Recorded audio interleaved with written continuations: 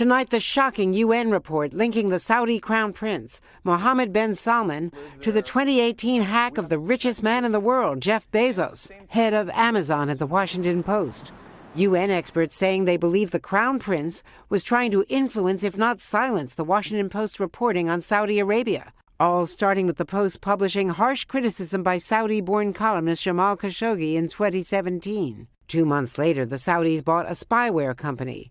In March, the Crown Prince meets with President Trump at the White House. The next day, the Saudi leader invites Bezos to a private dinner in Los Angeles. At that April dinner, Bezos and the Crown Prince exchange phone numbers to correspond on WhatsApp.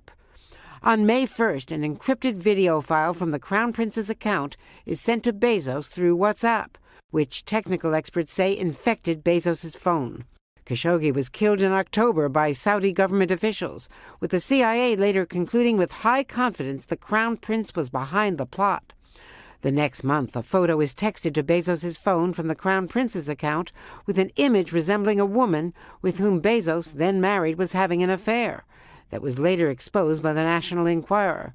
Bezos himself confirmed the affair, accusing the Saudis of gaining access to his private data, including embarrassing photos.